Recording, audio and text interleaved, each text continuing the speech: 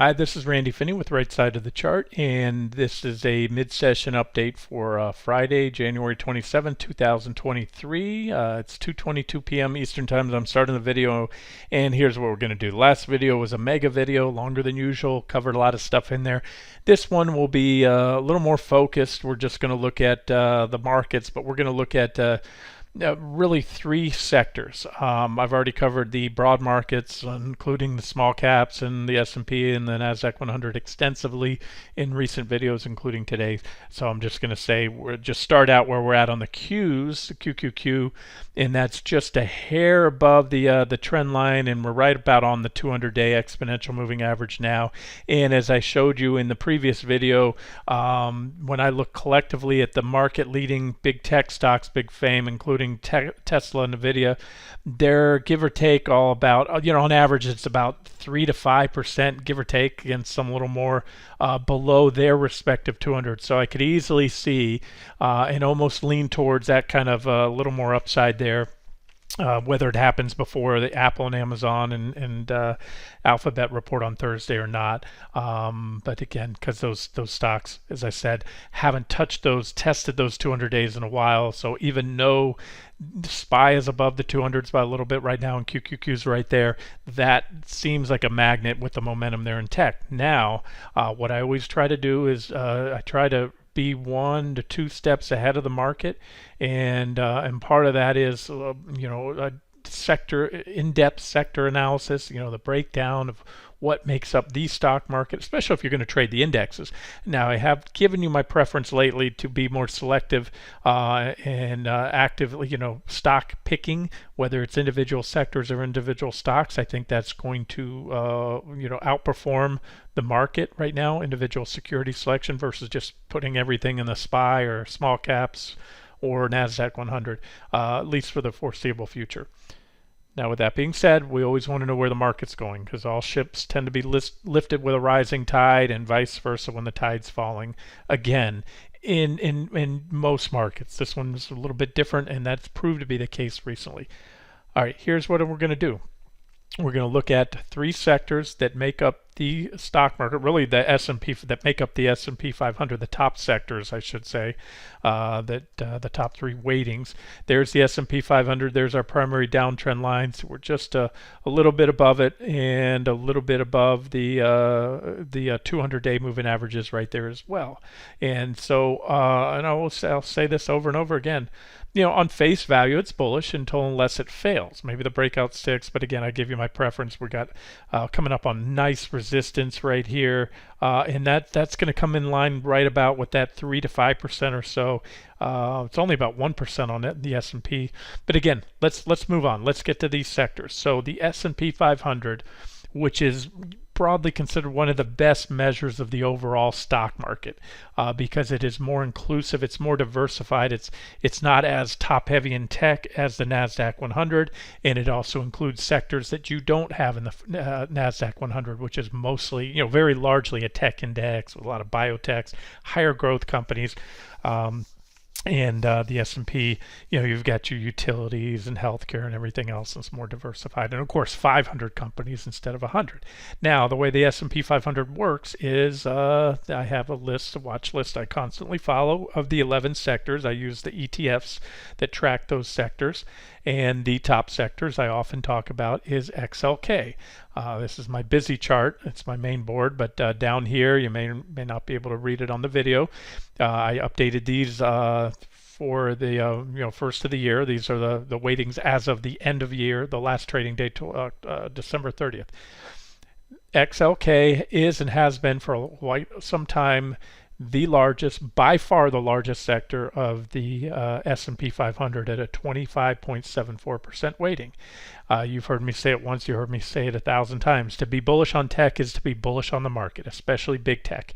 You're not going to see a period where Apple and Amazon drop 50% and the S&P 500 goes up that year. It just doesn't happen. It's just simple mathematics. Again, you couldn't figure that out. Here's the weightings in the tech sector. ETF, Microsoft 22%, Apple 22%.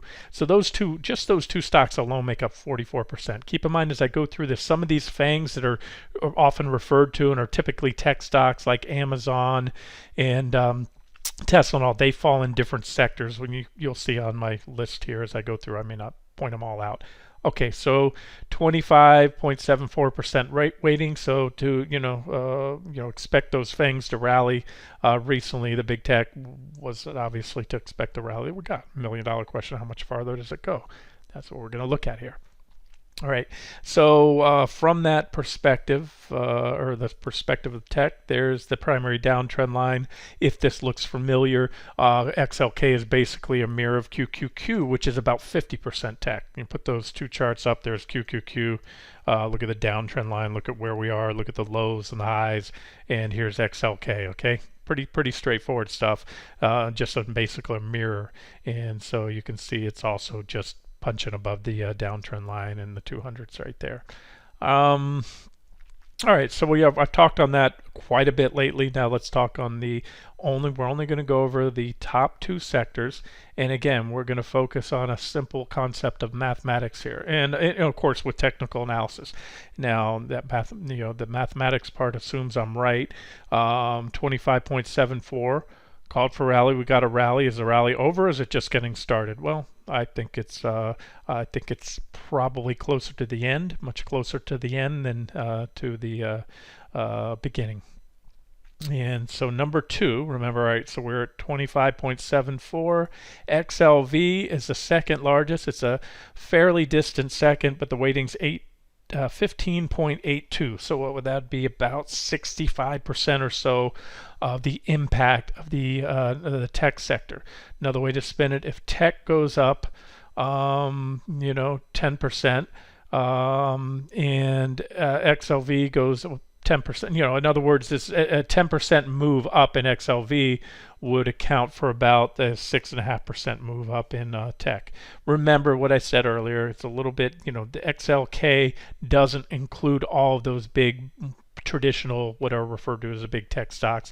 I'll maybe loop over to some of those other sectors real quick and we'll look at that. But let's start here, because this is, again, not the impact that tech has, but a significant impact, again, at 15, almost 16% weighting. And what I'll do here is look at the sector, and then I'll just rifle through the top dozen or so components. Not going to go through them all. There's just too many.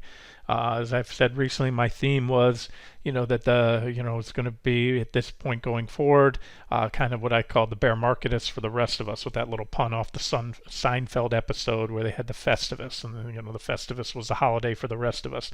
And so, there's a lot of stocks that just, didn't get the memo, or didn't really have a bear market, like the healthcare sector, which is just recently off fresh all-time highs.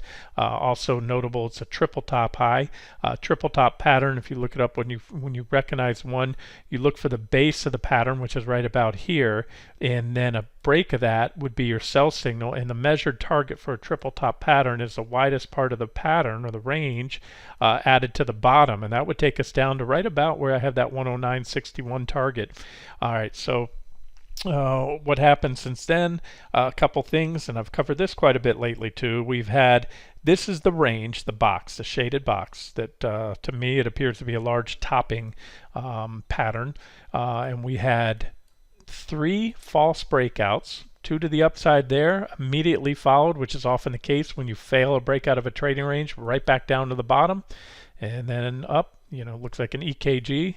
It's been a very tradable but go nowhere sector. If you're been bullish healthcare and you just put it all in the ETF, well, you're exactly where you were today. Over about a year and a half ago. That's where it is, and you've made money and you lost money, and you made money and you lost money. That's what it is.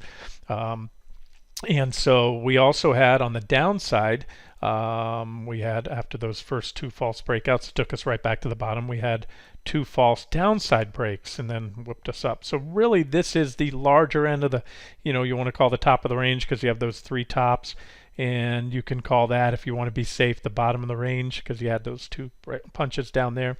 But most importantly, most recently, as highlighted, we had a breakout, and once again, just like those other ones, there was a lot of reasons not to take that breakout. A, we were in a bear market. B, you had negative divergence on the daily time frame, and then C or D, wherever I'm at, you broke the uptrend line, a very clean, steep uptrend line, just like you did there and there. And so we've been moving lower. There is an uptrend line to watch. If this bull market has some legs in the healthcare sector, maybe it powers up and breaks on out. If it breaks above those recent highs, absolutely big deal. Even if it breaks above 137, that's also going to be a big deal. That'll probably break above 137. It'll probably take us up to 143 right there.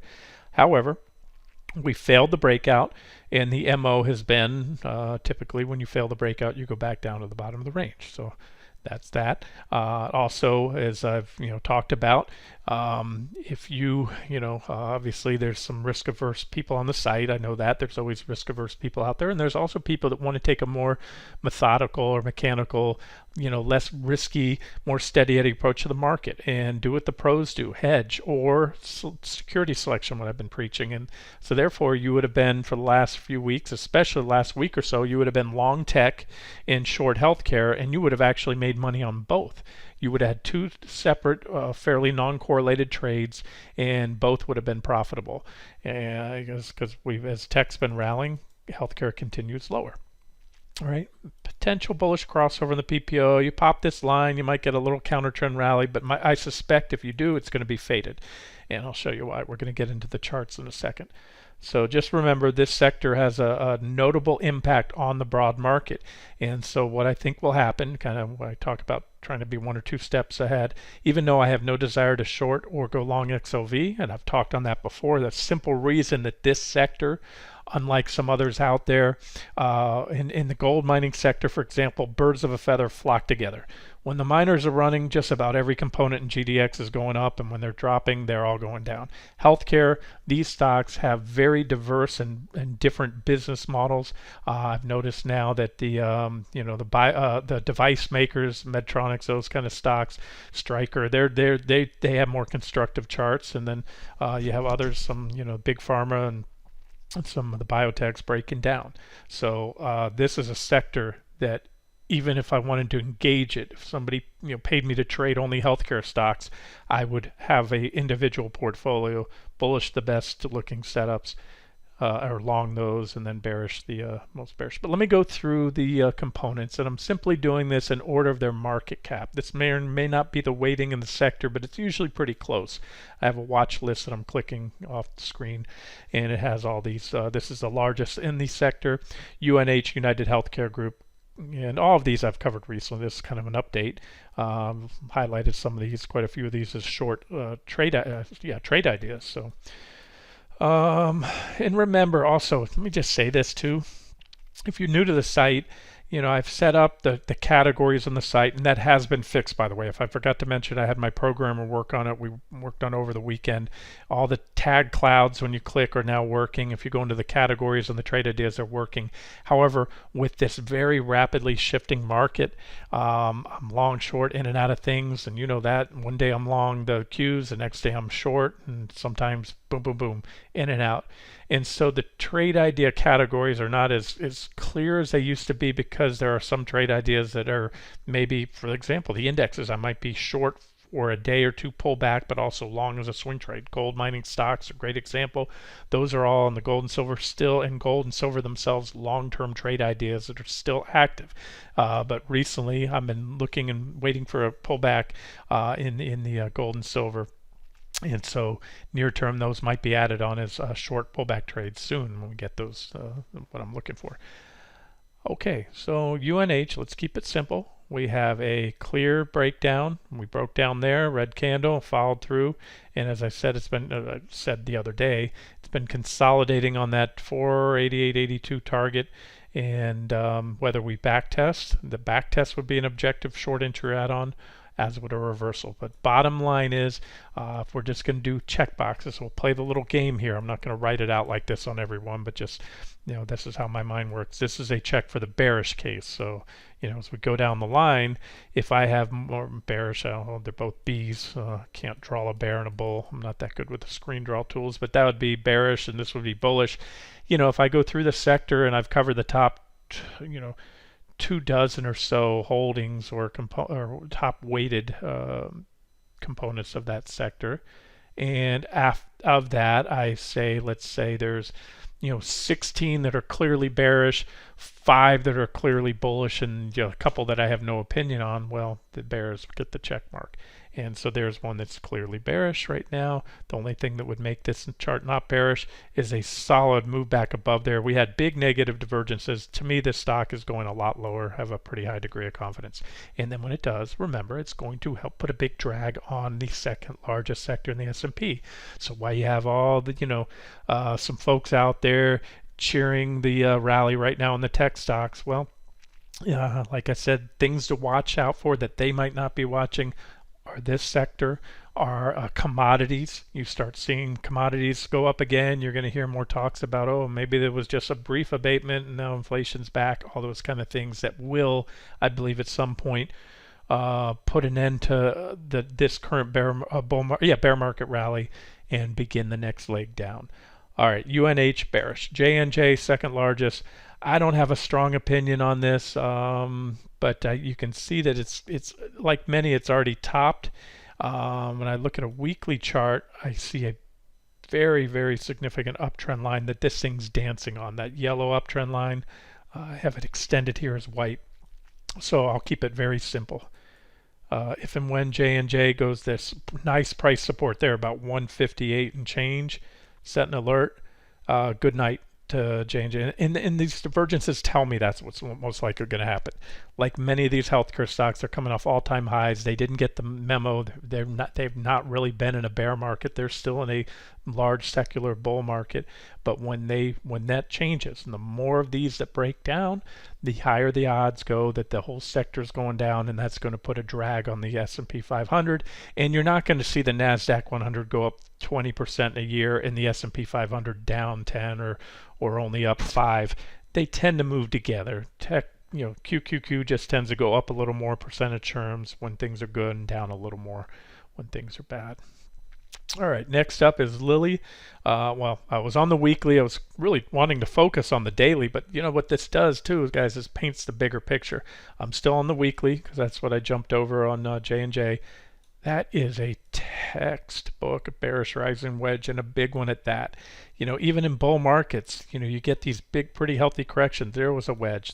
There was a drop. You want to know how much it was? We're on a weekly chart. From that relatively little bearish rising wedge, that was a 23% drop, and it was just a bull market correction. You can call that a bear market if you want. I only call it a bull market correction. Clearly, looking at this chart tells me Lilly's been in a bull market since then.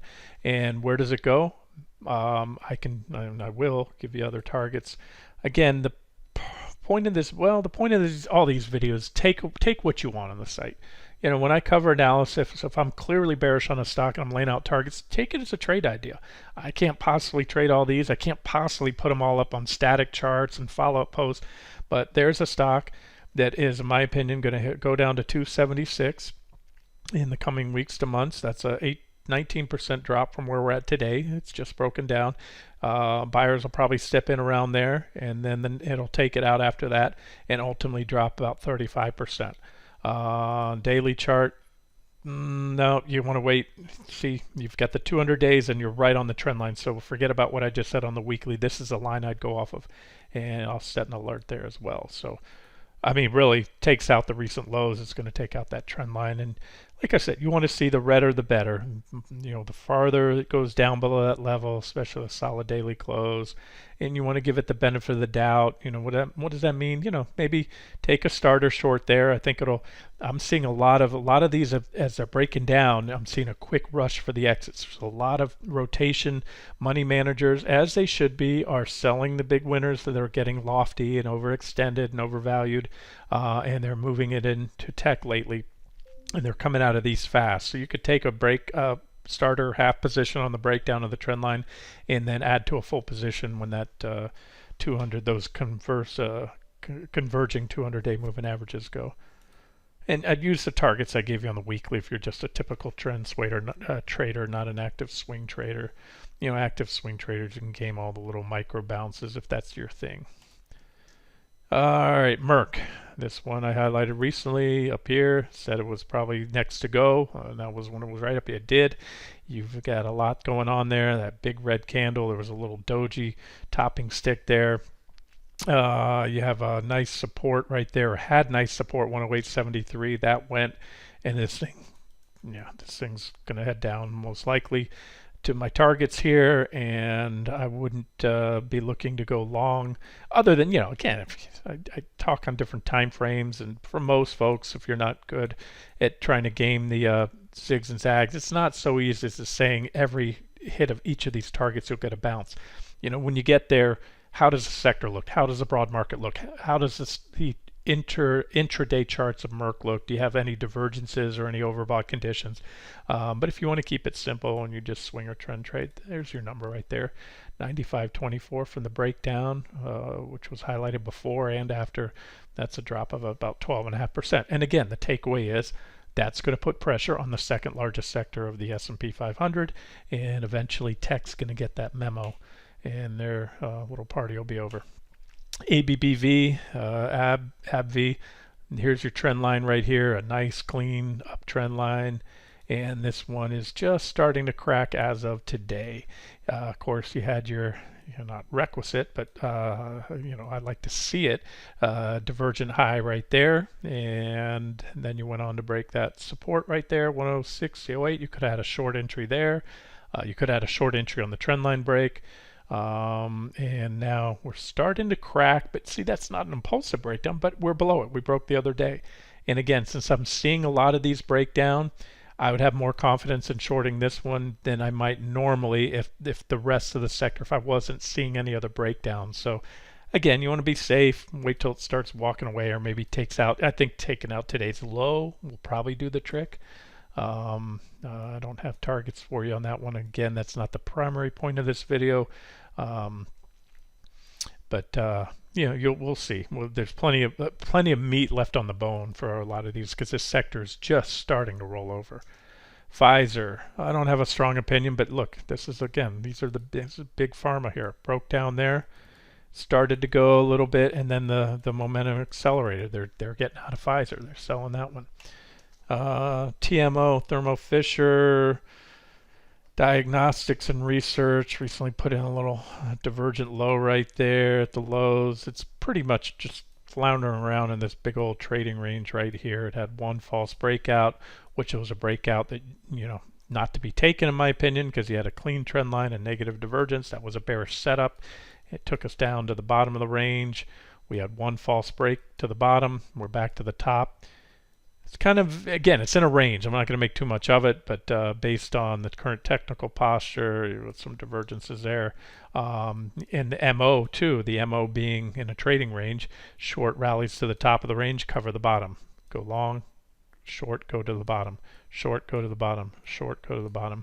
And then ultimately, like every trading range, including the one we just had in QQQ a few weeks back, that one broke to the upside.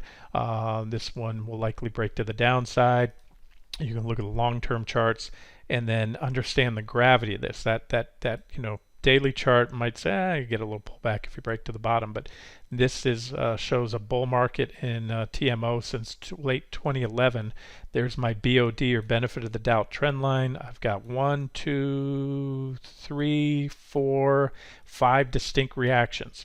If and when that trend line goes, that's not a little short-term sell signal for a few days or a few weeks. That's a primary bull market trend line, and that tells me that this stock is probably going to fall for weeks to months, and the drop will measure well into the double digits.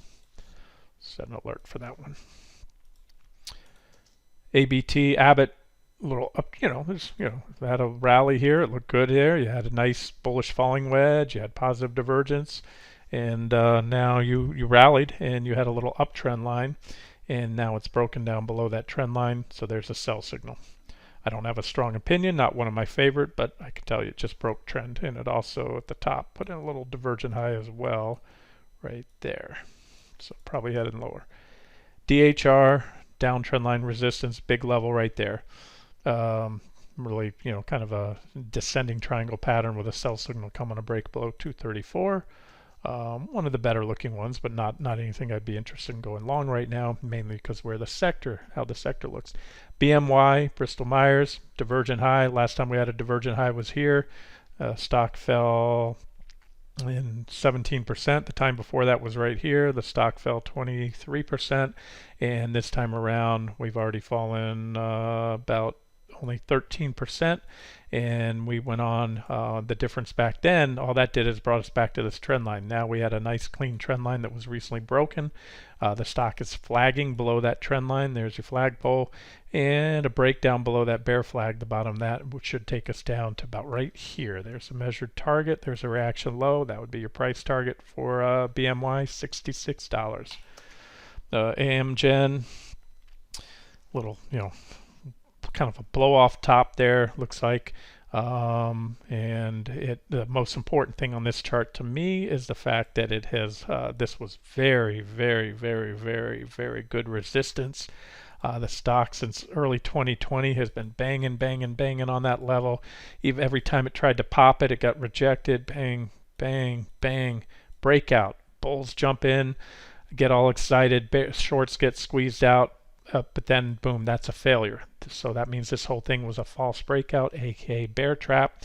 I will say that quite often when you break out, security breaks out of a very well defined all-time high like that, a level that's been tested, it's not unusual to see the back test come in and slightly undercut, because then that helps to clear out some of the weak-handed longs, suck in a few more shorts.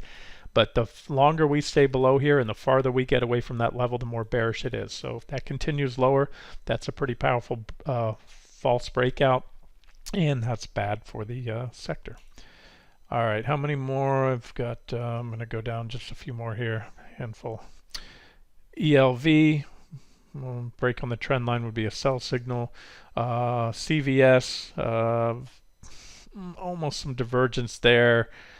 Back testing big support right here. You can see the support level. So if that fails right there, looks like it was a long trade back here. These are old notes. But that was, again, that would have been the third and final target, I guess, at that point. And so it's still significant support. If it breaks, then we're probably headed a lot lower. MDT Medtronics, like I said, here's another one of the medical device stocks. That this one looks bullish to me. I see a nice downtrend line, positive bullish divergence. That's my kind of setup right there.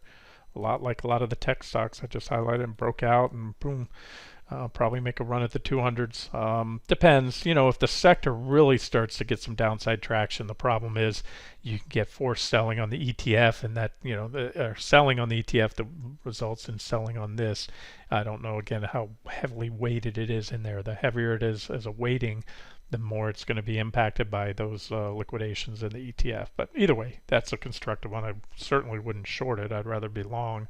But then when you look at the weekly chart, in a bear market, sometimes you get these setups. I've got a very, very good support level, about 77.81. I probably would have covered that in previous videos as a potential pullback target. You had divergence, and that was a divergent high, so was that one. So again, it's at support. The only time you short this one if it clearly takes that out. Right now it's not. So one of the better looking stocks at this moment. Gilead, divergent high, trendline break, and it's been stair-stepping lower. A break below 81.78 should continue the downtrend there. When you look at the weekly chart too, this one you can see that was a big old multi-year trading. It goes back to 2016, this trading range here. And 1, 2, 3, and now a fourth failure. So what does history tell us? Well, when you get rejected at the top, you go to the bottom. So you break out of the top, hey, that's nothing but bullish if the breakout sticks. And that's possible, but these are things to watch for. That's why I do these videos. So throw it out here. I might not talk about the healthcare stocks again for 3 months, but if you want to really, get into this, chart these, to replicate these charts, keep an eye on this. If I forget about them, bump me on one of the comment sections and I'll do an update. All right, next up, Stryker, SYK. I need to extend this long-term uptrend I had. This is a weekly chart. That level needs to go, and then that's lights out for Stryker up until. But until that happens, this is a stock clearly entrenched in a bull market. That's long-term. But what happens before that trend line breaks? We have to get some sell signals in the short term. We just had a little minor trend line break here. Not super crazy about it, but that's probably going to bring us back to this nice support about 231. Again, I told you medical devices are strong lately, so not one I'd want to short until I have enough evidence there. Just showing you just clicking through these in order again of market cap. Some look better than others, some I don't have much of an opinion on. CI, Cigna, nice clean trend line. I believe I've got an alert set on that. Bare little wedge right there broke down, took us to the trend line. When the trend line breaks, minor support here, or decent support at 294.52 with the 200s right below it. When that breaks, we go down to 274. When that breaks, we go down to 242. ISRG, another medical instrument, Intuitive Surgical, and that's, well, this one's kind of played out. You had a bullish falling wedge with a divergent low right there.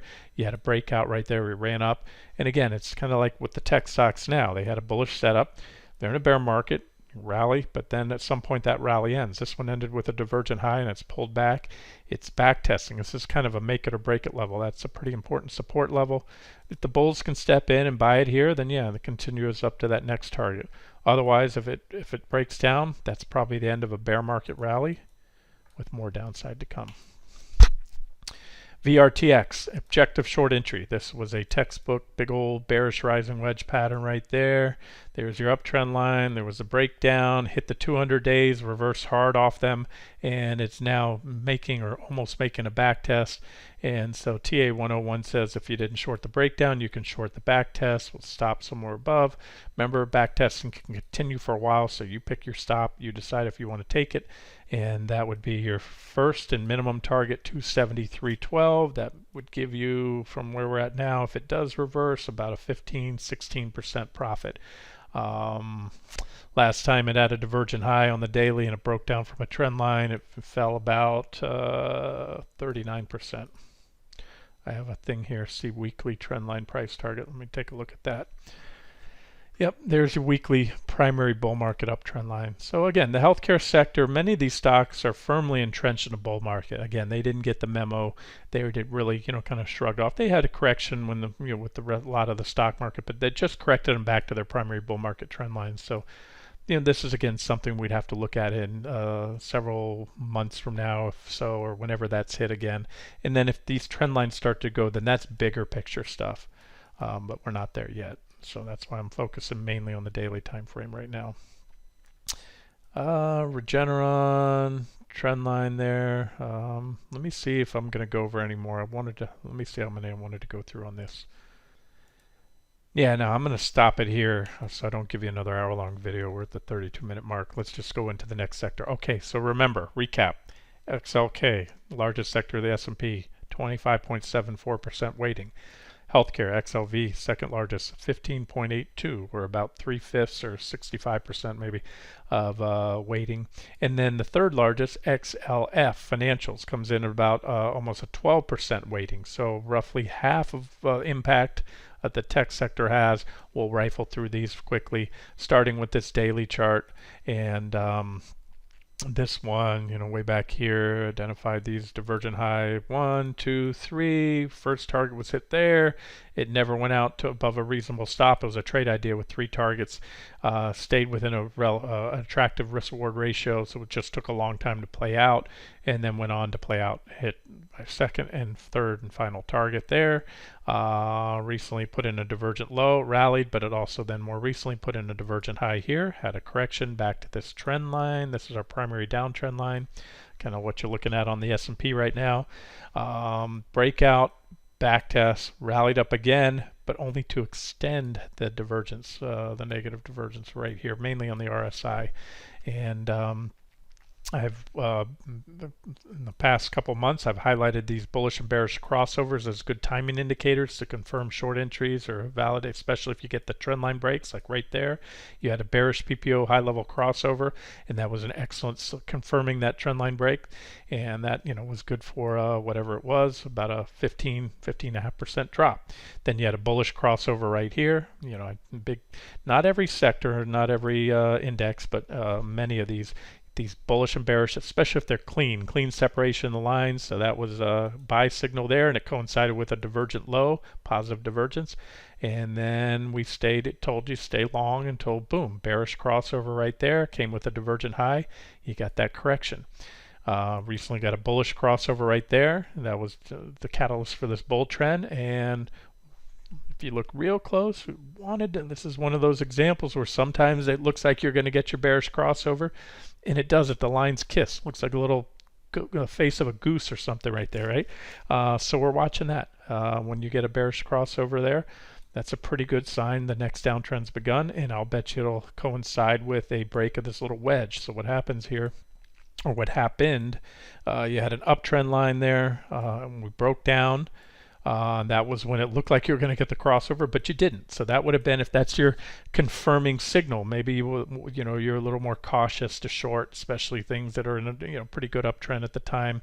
So you waited for that, and you would have never had that confirming signal. You'd still be long, for example, if that's your strategy, and it just helps.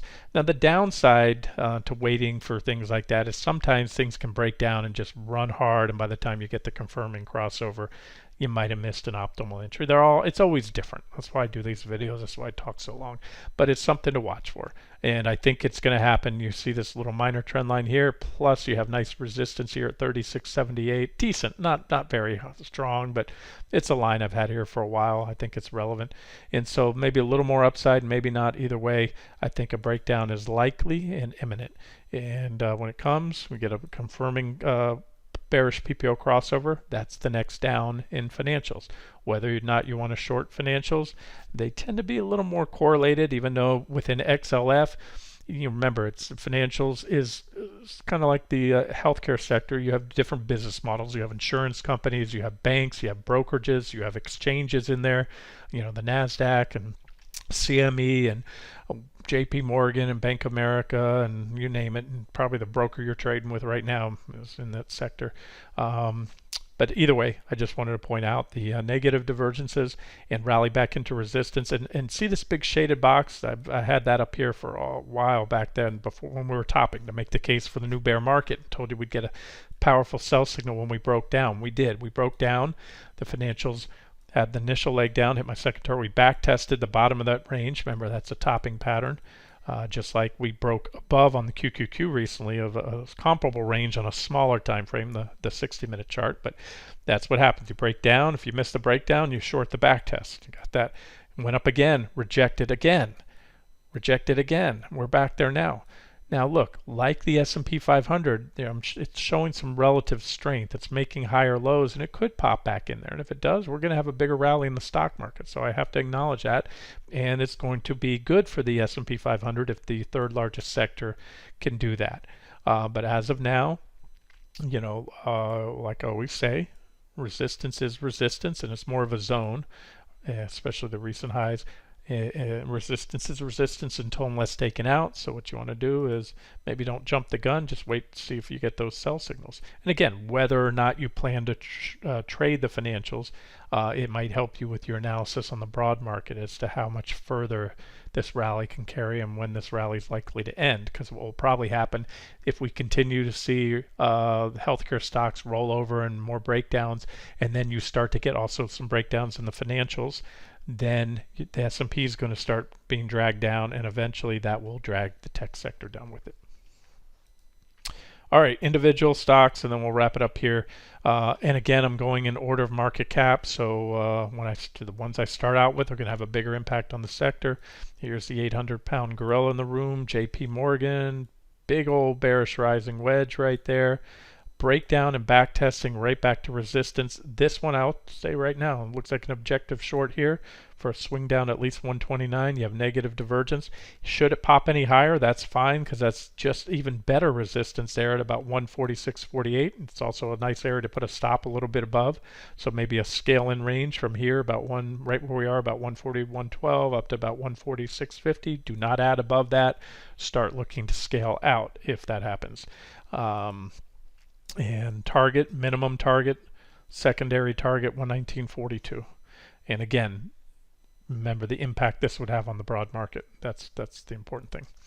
BAC, Bank of America, symmetrical triangles are sort of indecision patterns. They can break either way. That's what that is. So if it breaks out, like the broad market, there's plenty of overhead resistance. That's the problem in a bear market.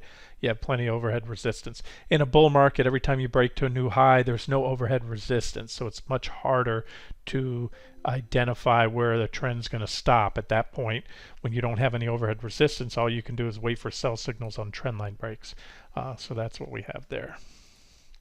WCF, really no opinion. A lot of these stocks banks are kind of like the airline stocks, where they go nowhere. Airline stocks for 30-40 years are trading where they were. They make money, they lose money, they go back and forth. I talk about that often. They trade in big ranges. Wells Fargo today is trading not far above where it was back here in 2007, before the friggin' financial crisis started. So since then, we saw them go way down, we saw them go up, and we saw them come way back down again to where they were in 08, 09, back up to the highs, rejected. So again, I don't, right now it's sort of locked in a range here. So don't have a strong opinion on that one. Morgan Stanley, it's making a little progress here. Here's what you have. This is interesting. You had this trading range right here. You had a trading range below that. There's your big level, support/resistance. When you're above it, it's support. When you're below it, it's resistance. Your trading range, in that range, in that range. We recently popped above it. So this, on face value, as long as it sticks, is bullish. However, as I say, the only thing more bearish than a regular sell signal or breakdown of a bearish chart pattern is a failed breakout. So should Morgan Stanley break this trend line, especially backfill this gap and then some, there's a gap there. I would allow for that, but anything much more than that's probably going to take them right down to here to 83.76. And if and when that goes, a back test of this downtrend line and that $76 support down there, that would send the stock down from where it is today to about 21%. That would take the S&P down. That would take the market down. Schwab, SCHW, primary trend line right here, one to watch. It's got a little bit of a cushion before it gets there. When that breaks, that's a powerful sell signal. Stock top back here so far with the broad market at the all-time highs, and has been stair-stepping lower and remains below these previous highs. So there's one to watch. SPGI, S&P Global. This one, like many other financials, top back when the market topped, has been stair-stepping lower. That is a clear and unmistakable downtrend unless you start taking out these previous highs. And the fact that it's in this bearish rising wedge pattern in a primary downtrend says this looks like an objective shorting op on a break below the bearish rising wedge. The measured pattern of a rising wedge is the widest part of the wedge added to where it breaks down. That would take us right back down to that 310-ish, 310 to 317 support zone, and that would put pressure on the broad market. I can go on and on. That one, GS, Goldman Sachs, I don't have much of an opinion. AXP, I'll give it some points here. It broke above a symmetrical triangle pattern today, or that downtrend line. It's not super well defined. You only had reactions there, but it popped up. Must be on earnings, and hard to knock that one right now. BLK, BlackRock, probably give you a downtrend line or uptrend line, something like that. A lot of resistance right here. I'm going to pull that line up to right there to catch these two reaction highs. So there's resistance that it has. Again, not a strong opinion there. Citigroup, well below its primary bear market downtrend line off the highs. Recently put on a little divergent low. A break of this trend line should do the trick to trigger the next correction. So either a push up to that level. I'm going to pull this down to you have price resistance right here. These two reaction high and that reaction low. 54, 55, very good resistance. So if you can get a little more upside before that trend line breaks, that would be an objective short at resistance, and then you can add on the break of the trend line for Citigroup. CB Chubb Insurance, by the way, is one of the insurance companies are the weakest looking ones, the most bearish setups that I see right now. And there's CB Chubb, boom, bearish rising wedge, sell signal to come on a break of the uptrend line. MMC, Marsh McLennan, bearish rising wedge. It's in this trading range. Break below the uptrend line or the wedge will take us down to the bottom of the range. And then obviously if we get a downside break of the range, that's very bearish. It's going to take us down here to 119.81. then that is a trade idea. If we get that, you're talking a drop of 30%. Bulls want to see a upside break of the trading range, and if it sticks, hard to argue that's anything but bullish. As of now, the negative divergences in the bearish chart rising wedge tell me the most likely scenario is a breakdown, but you could actually make a case to short it here. I'm going to pull that range down a little bit. We're right at the top of the range, so like I told you before, it's trading 101. When you recognize the trading range, it's a simple MO. Buy the bottom of the range, sell the top of the range, right? And then so what you do, sell it here, you're right near the top, and then a half position, add to a full position when the wedge breaks.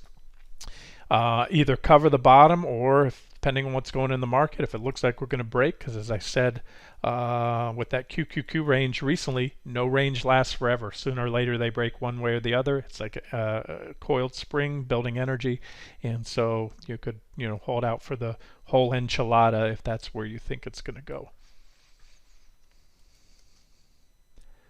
PGR Progressive, I know this one well.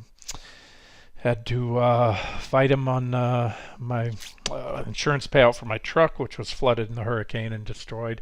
And now we're in the arbitration clause, or no, what is it? The appraisal clause with them, fighting them on the homeowners. They are really clamping down, from what I've heard, and just ridiculously refusing to honor claims. They were, I don't know their total exposure in the area where I'm at. I'm right between Fort Myers Beach and Sanibel on the river, so we got it pretty bad. Those were the areas the storm got hit. I'm just trying to tell you, I think they're not recognizing their total liabilities for Hurricane Ian, and when that comes out, look. Maybe I'm wrong, but what I can tell you with certainty, that's just my opinion, my guess, but what I can tell you factually is this is an uptrend line. I can tell you factually that's negative divergence right there. And I can tell you the last time that it had a divergent high on the daily chart was right here, and it was in a bull market, and it had a correction then of about 17%. And I can also tell you factually that this is a even larger uptrend line on the weekly chart. And the odds would favor a break of this trend line here. Remember, you have the smaller minor trend line there. Big divergences building for years, like on a lot of the indexes, and a break of that trend line, especially that 108.16 support, is probably going to take this stock here. I would put very good odds that I don't want to encourage anyone what to do, because my job is not to tell you what to trade, what to buy, sell. I would just say I'm not a big fan of options, but maybe leaps long-term option, long-term puts. I'd put a good probability that Progressive within the next year or so will be trading down here on to hit that $85 target from today. That is a 37% drop, quite possibly more. You can see other potential targets. However, if I were to buy, which who knows, maybe I will, some put options or short the stock, there's not a sell signal. Why it's not far. We're just above that shorter term uptrend line. It's only about another 5% down, so the odds will increase sharply when that trend line breaks, and then even sharper when 121.76. So the way I trade is, if it was at resistance, I could make a case to short. I might take a shot here. It's not. So sell signal 1, sell signal 2, full position there. 200 days are taken out. That's how I would trade that. All right, I'm not going to go through them all. I told you I wouldn't do that. There's USB. Let me get to one of the Anons, another insurance one. I think I see a few of the look at that nice little support right there. PNC. I wanted to get to one of the exchanges. CME.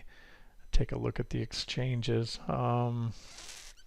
It's kind of bigger picture stuff. I pointed these out as bearish setups back here a couple months back, put in a big divergent high, and then we broke this trend line, then we flagged and we've moved down, but we haven't hit that target. This is still my downside target for CME down here. First on the weekly, that is 148.90. And then I had this, I guess I labeled that a while back, trend target. I don't know when I did that. That was created back on 2019. Yeah, so for a trend trade, we already would have hit it then. Yeah, we did. We hit it on the COVID. But I'd still use that again. And then long term, this bear market gets as ugly as I think it can over the next 10 years. I'm looking at a long-term secular bear market with plenty of bear market rallies in between. This one could easily come back down to that 99.82. I'm going to wrap it up here. I promised you I wouldn't do a super long video. I lied a little bit. It's not as long as the last one, but I hopefully can find some useful information here, maybe some trade ideas, make a few bucks. This has been Randy Finney with Right Side of the Chart. Have a great day.